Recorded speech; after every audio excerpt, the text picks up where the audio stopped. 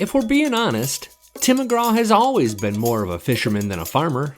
Exhibit A and B, C, D. Okay, you get the point. The country legend and his wife Faith Hill are also empty nesters, so they don't just have the need for, say, 750 acres in rural Tennessee, right? I'm Billy Dukes with Taste of Country, and the country power couple recently sold this house, which doesn't look like much, but wait until you hear how much it sold for. Yep, we Zillowed their old home in Franklin, Tennessee, and learned some pretty interesting things about life out there, plus how much McGraw paid for the property. Let's just say he turned a pretty penny. Picks in just 1 second, but first subscribe and ring that notifications bell to be the first to know of all breaking country music news stories.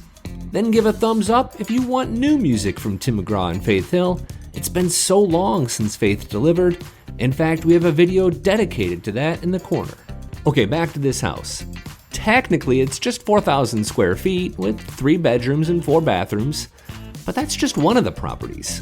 We count at least 3 different structures in these pictures, plus this 12-stall horse barn.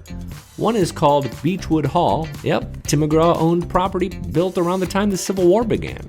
Marble floors, a library, and views like this one are all included.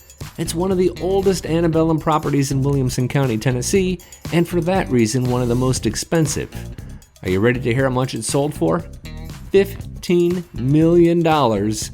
After listing for much, much less than that just a few years ago, and for just $2 million in 1997. Here's some more pictures and some additional details. There are 2 caretaker homes on the property, plus a restored log cabin and 2 guest homes.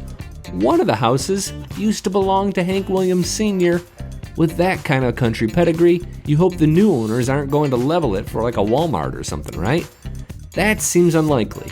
According to the Nashville Business Journal, an investment group bought the land, and they say they're thrilled to own a piece of history and have conservation on their mind.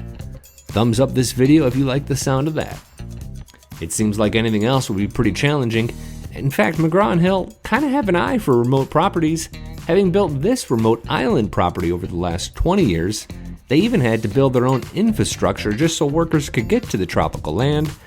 That property, by the way, was listed in April 2021 for $35 million. What are they going to do with all that money? What would you do with all that money? Anything you want. The couple's focus lately has been on their 3 daughters, the oldest of which just graduated with a master's degree from Stanford University. All 3 are now of college age or older, meaning there's just no need for all that land. Plus, from what we can tell, the house they're living in now is plenty big enough for the group and any family members they may want to add along the way. I'm Billy Dukes for Taste of Country. Thanks for watching, and thanks for subscribing.